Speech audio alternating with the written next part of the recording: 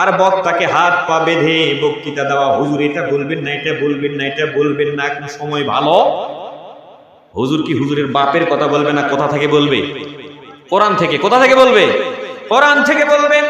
এরপরে হলো রাষ্ট্রীয় ব্যবস্থাপনার দাওয়াত। রাষ্ট্রীয় ব্যবস্থাপনায় দাওয়াত, যেটা আমরা দেখতেছি আমাদের দেশে স্বাধীনতার পর থেকে, যদি যখন আওয়ামী লীগ ক্ষমতায় আসছে তখন আওয়ামী লীগের লোকেরা অতিথি, বরেণ্য অতিথি, প্রধান অতিথি, বিশেষ অতিথি, কতক্ষণ ঠিক কিনা। আবার যখন বিএনপির ভাইয়ের আসে তখন বিএনপির ভাইদের থেকে বেছে বেছে কি করা হয়? অতিথি করা হয়। এই রচিত এই নিয়ম কানুন আমাদের সমাজে জারি আছে না নাই? কথা বলেন ঠিক কিনা? তাহলে এইভাবেই কি চলবে না? এখান থেকে আমাদের বেরিয়ে আসা দরকার আছে। বেরিয়ে আসা দরকার আছে না ভাই? তাহলে আমি আপনাদের খেদমতে কোন কথা বললাম, কোন আয়াত থেকে বললাম? আল্লাহ রাব্বুল আলামিন কোরআনুল কারীমের সূরা আরাফের 29 নম্বর আয়াতে যেখানে বলা হচ্ছে যে ওয়াদউহু মুখলিসিনা লাহুদ্দিন, তোমরা কি করো? আন্তরিকতার সাথে তার ইবাদত করো। কার ইবাদত করো? সবাই বলেন কার ইবাদত করো? আল্লাহর ইবাদত সবাই করতে রাজি আছে তো ইনশাআল্লাহ? সবাই বলেন ইনশাআল্লাহ। নারে তাকবীর। আমার ভাইরা আসেন, আল্লাহ রাব্বুল আলামিন কোরআনুল কারীমের ভিতরে এই বিষয়টা আমাদের সুস্পষ্ট করে দিয়েছেন। আন্তরিকতা যদি আমাদের না থাকে, ইখলাস যদি আমাদের না থাকে, তাহলে এক নম্বর যে ক্ষতির মধ্যে আমরা পড়ব, নামাজ পড়ি, রোজা করে, হজ করি, যাকাত দেই, দান করি, এরকম মাহফিল করি, আল্লাহর কাছে কবুল হবে? কবুল হবে?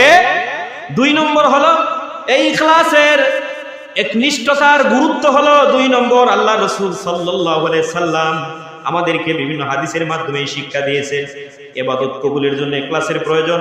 দুই নম্বর হলো বিনিময় দেওয়া হয়। বিনিময় দেওয়া হয়। যদি ইখলাস আমাদের ঠিক থাকে তাহলে এর বিনিময় আমরা আল্লাহ রাব্বুল আলামিনের কাছে অবশ্যই পাবো। কথা বলেন ঠিক কিনা? আমার ভাইরা, তাহলে আসলে ইখলাসটা কি আমাদের বুঝতে হবে। বিভিন্ন কিতাবের মধ্যে এই ব্যাপারে দিক নির্দেশনা দেওয়া হয়েছে।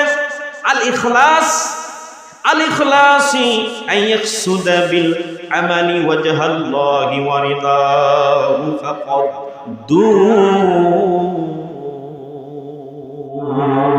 আল্লাহু আকবার। ইখলাসের ব্যাপারে বলা হচ্ছে যে ইখলাস হলো আমলের দ্বারা দুনিয়া ও আখিরাতের কোনো উদ্দেশ্য ব্যতীত। ভালো করে বুঝেন, এই সংজ্ঞা কিন্তু অনেক দামি, অনেকগুলো রেফারেন্স ছিল, আমি বলবো না, শুধু একটা কথা এখানে বলতেছি আমি, যে দুনিয়া আমলের দ্বারা, দুনিয়া এবং আখিরাতের কোনো উদ্দেশ্য ব্যতীত কেবলমাত্র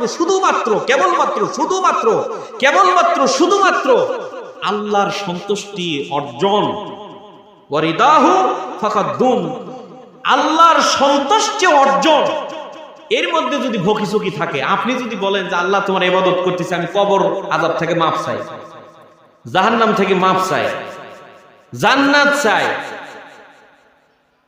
কোন কিতাবে, কোন হাদিসে, কোন আয়াতে এরকম নির্দিষ্ট আছে কত আমল হলে জান্নাতে যাওয়া যাবে? এই যে আমাদের ইসলামের যে মূল নীতি, এর মধ্যে প্রাথমিক ধাপ হলো দাওয়াতুত তাবলীগ, দাওয়াত দিয়ে কাজ করা। তাবলীগের ভাইরা মাশাআল্লাহ ফাজাইলে আমল, বিভিন্ন বই, এই হাদিস গ্রন্থের গুলোর মধ্যে কি আছে? অনেক ফজিলতের কথা আছে। আচ্ছা, এই হাদিসগুলো যে ভাইরা চিল্লার সাথী আছে তারা বলেন তো, এতটুকু ইবাদত করলে আপনি জান্নাতে যেতে পারবেন, এরকম কোন গন্ডি আছে, রেখা আছে? আলেম ওলামা অনেকে দেখতেছি, বলেন তো আছে? কেউ বলতে পারবে?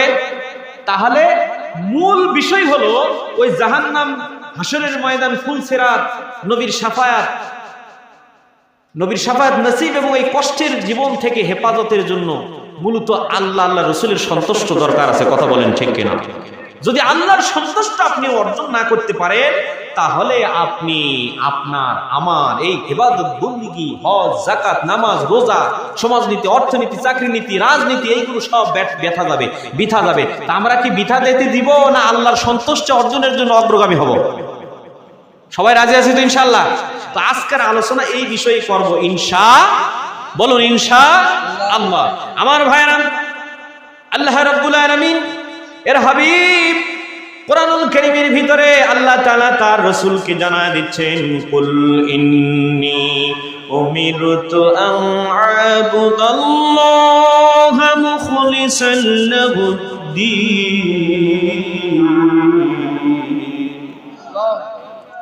লাহুদ্দিন ওয়া উমিরতু লিআন আকুনা আউওয়ালাল মুসলিমিন। বলুন আল্লাহুম্মা আমিন। আমার ভাইরা, আল্লাহ রাসূল সাল্লাল্লাহু আলাইহি ওয়াসাল্লাম কে উদ্দেশ্য করে আল্লাহ রাব্বুল আলামিন কোরআনুল কারীম সূরা জুমার, এই জুমারের 11 নম্বর আয়াত, কত নম্বর আয়াত? 11 নম্বর আয়াত। এই আয়াতের ভিতরে আল্লাহ রাব্বুল আলামিন তার হাবিবকে জানায় দিচ্ছেন নাজাতের আলামত হলো 3টা। জোরে বলেন কয়টা? একজন মানুষ নাজাত পেল কিনা দুনিয়া থেকেই সে বুঝতে পারবে। কিয়ামতের ময়দানেও আল্লাহ রাব্বুল আলামিন বলবেন, ইকরা কিতাবাক, আজ তুমি তোমার কিতাব পড়ো, তোমার আমলনামা পড়ো। কাফা বিনাফসিক, তুমি তোমার হিসাব নেওয়ার জন্য তুমি নিজেই যথেষ্ট। আল্লাহু আকবার বলেন। এখন আল্লাহর এই আয়াতের কত বড় বাস্তবতা, কত বড় মানে ডকুমেন্টারি দালিলিক একটা ডকুমেন্ট, উদাহরণ, মিসাল, এক্সাম্পল। একটু দেখেন, খেয়াল করেন। এখন আপনি চোখ বন্ধ করেন তো, করে একটু চিন্তা করে দেখেন তো, আমি যদি এই অবস্থায় মারা যায়, আমলের যদি হিসাব নিকাশ হয়, ভালো আমল, শাররুল বারিয়া খায়রুল বারিয়া, মানে শাররুল বারিয়া মন্দ আমল, খায়রুল বারিয়া ভালো আমল, এই দুটো যদি সমানে মানে হিসাব করি, আপনি চোখ বন্ধ করে দেখেন তো, যদি আমার এই আমল দিয়ে আমি খায়রুল বারিয়ার দিকে যাব, মানে আমার ভালো আমলটা ঝোঁকা যাবে, আমল কি বেশি হবে, নাকি আমার খায়রুল বারিয়া নাকি শাররুল বারিয়া, মন্দ আমল না ভালো আমল, এই দুটার মধ্যে কোনটা জিতে যাবে? একটু চিন্তা করা দরকার আছে না নাই?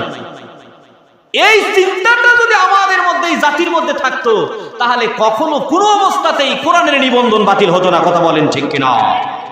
এই চিন্তা চেতনা যদি থাকতো, তাহলে এত অশ্লীলতার সর্জনা, কথা বলেন ঠিক কিনা? এই চিন্তা চেতনা যদি থাকতো, তাহলে শিক্ষানীতির উপর হাত দেওয়া হতো না। কথা বলেন ঠিক কিনা? শিখাচ্ছে প্যাঁক প্যাঁক, হাঁস ডাকে কেমন করে ভাই? সাইকেল চলে তিরিং ঠিরিং। সাইকেল চলে কি ভাই? ঠিরিং ঠিরিং। কি অবস্থা! তো করছে আইরে আয় টিয়ে নাই ভরা দিয়ে, নাও লাগালো বোয়াল মাসে, তাই না দেখে। তো সোলের এখন চিন্তা হচ্ছে 1 মাস পর ভোট বাংলাদেশে, ঠিক কিনা? তো এখন নাও যদি বোয়াল মাসে নিয়ে যায়, তাহলে আওয়ামী লীগের ভাইরা দাঁড়াবে কি নিয়ে? সোল কতখানি চিন্তা করতেছে। এই বাচ্চা যতটুকু চিন্তা করতে, এতটুকু চিন্তা যদি আমাদের আমল আখলাকের ব্যাপারে করতাম, আমার মনে হয় আমরা জান্নাতি হয়ে যাবো। জোরে কোন সুবহানাল্লাহ। খারাপ লাগতেছে ভাই? মন খারাপ লাগতেছে? এখন শিখাচ্ছে যে আকদম বাগদম ঘোড়াডম সাজে, সাজতে সাজতে চললো ঢুলি ঢুলি গেল কমলা ফুলির টিয়েটা সূর্যি মামার। এখন সোল চিন্তা করে গেছে, হায় হায়, সূর্য যদি বিয়া করে তাহলে আমার বিয়া কতদিন হবে? তো কচ্ছে আব্বা আমু বিয়া করবো। কি বলতেছে ভাই? সোল কি বিয়া করবে? এটা কি বুঝিছে? সোল বুঝিছে?